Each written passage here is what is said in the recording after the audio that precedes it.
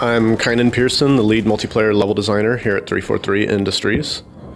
And I'm Lori Zawada. I'm from Certain Affinity in Austin, Texas. We co-developed Forge with 343. All right, so now we're taking a look at Impact and some of the Forge options that you can do and a lot of the new features that Forge has. Impact is one of the three multiplayer maps three Forge maps that we are going to offer for Halo 4. Whenever you're working in Forge, you have a bunch of different options for object types that you can use. In each of our maps, of our Forge maps, we have a specific palette for that map that has some unique and custom pieces that you'll only find in that version. You can see that now we have the new labeling and highlighting, so it tells you what object you're looking at and it highlights it green so that you know whenever you press the button you will grab that object.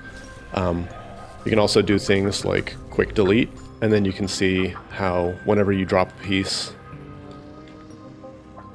and then you drop out of Forge mode or out of monitor mode, that it generates light maps and puts shadows on the piece, which is new to Forge. One of the big pushes we had for Forge was to make sure that the visual fidelity was as close as possible to a single player or multiplayer map. We want Forge artists to create beautiful maps, not only fun ones, but easily have things like the shadows. You basically accidentally create a pretty map without trying. All right, so another one of the unique things that you can do now is duplicate object. So if you have an object highlighted and you press down on the D-pad, you'll actually duplicate it. And then this allows you to kind of rapidly reuse pieces without having to go back into the menu and select them. In addition, we have magnets. And so magnets help you by allowing you to grab pieces and align them to other pieces. So if you look, you can see there's these little glowing dots on the end caps. Those are the magnet snap points that allow you to use a piece, duplicate it, and then just immediately snap it in location without having to go into the nudge tools. So this will allow, Power Forge users and just Forge users in general, easier ways of constructing their levels and basically putting together things with rapid iteration. And magnets are actually on almost all of the Forge pieces. So we have an example here is for these hallways, but they're on ramps, they're in entrances. There's certain Forge buildings where we anticipated people might snap things to them, whether it's on the roof, windows. A lot of familiar pieces to the Forge palette that was used in Forge World, although everything's been redone. This map uses a UNSC palette, which is also another unique to Halo 4 Forge feature. The new ordnance system gives you access to dropping ordnance. You have initial drops, which is something that comes down at the very start of a map. Random drops, which will randomize what ordnance shows up, and then objective drops. So whenever you accomplish certain goals, you can have those come in. Actually, in the gadgets palette, if we open that up really quick, we have some new features. We still have the man cannons. We have something new called gravity zones, if you want to go over those. Yeah, so the gravity volumes, these allow you to change the kind of traits of what happens whenever you enter them. And this not only affects the player character, but it will affect weapon or vehicles as well. Yeah. So as you can see, when I'm within this volume, I have low gravity settings, and all of this stuff is customizable and tunable so that players can set up, specific things where, you have a bunch of different railways or structures, and then in certain areas only, you'll be able to have, low grav or reverse grav or just anything that you want to do. So there's plenty of creative things that you can do with the specific traits of the gravity volume. You can actually stack a couple of these gravity volumes together and it compounds itself.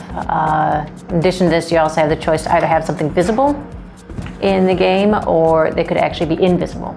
So this could be like little surprises for people, but the possibilities of this is pretty nuts. Okay, one of the other unique things that we have going on with Forge is that if you have something that's a base piece that you've located and you know exactly where you want it to go, you can basically lock that piece in place so that now if I'm pressing the A button, I can't grab it, I can't edit it unless I choose to unlock it by, again, pressing left on the D-pad. The good thing for this is that you can kind of place your foundation pieces and build off of it, and you don't no longer have to worry about accidentally grabbing a piece and nudging it while you're doing your construction. This gets super, super useful when you're working with 300, 400, 500 forge pieces in a single scene, and you don't want to accidentally move something that you've spent some time getting just right. In combination of this, there's also the delete features. Yep. So one of the other things that you can do is you can grab an object, or you can just go in and you can do delete by palette. So you can delete all of these specific objects, or you can delete by palette and choose objects within the menu that you want to make sure that you've deleted and you don't have them. But in addition, if you'd like to start over from scratch, you can just delete everything. And this will allow you to delete all of the objects in your scene and, again, start from scratch if you want to just clear it out and do your new unique construction. And if you want to use this in combination with the lock feature, the delete all will not delete objects that are locked. And the hope here is with all these tools now, people will start iterating much quicker, come up with some excellent ideas that they normally would have been maybe a little too hesitant to try before. And then from there, just things no one's ever expected will probably come out of Forge. Yeah, so let's go ahead and take a look at one of the pre-built spaces that we have on the disks so that players can have something to start with. We're taking a look at Relay. This is one of the map variants, one of the Forge variants that we built using the custom Forge pieces on Impact.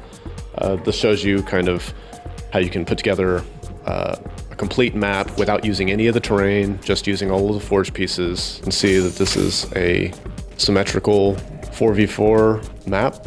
It's objective based, so all of the different objectives are all set up on here. And it gives you a bit of an understanding of how much you can do with Forge and using the unique UNSC palette, kind of how different this looks from the Forge World Halo Reach palette.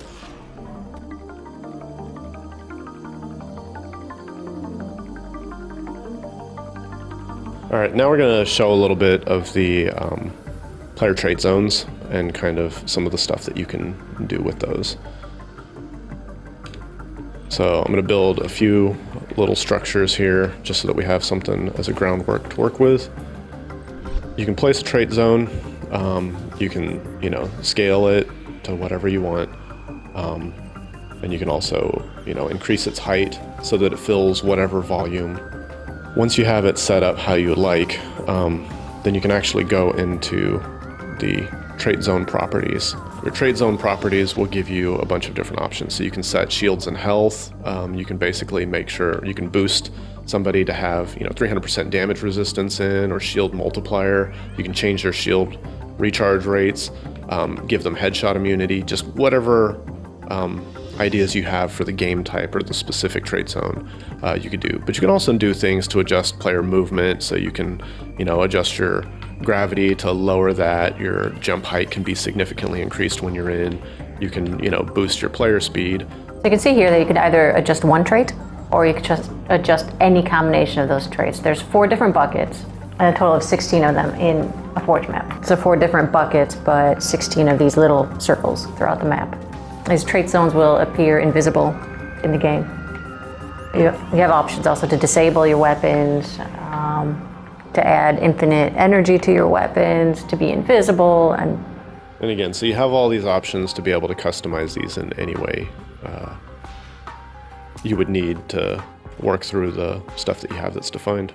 So again, using the various large structures and our construction pieces, you can see how you can put together something fairly quickly just using some of the predefined stuff and magnets.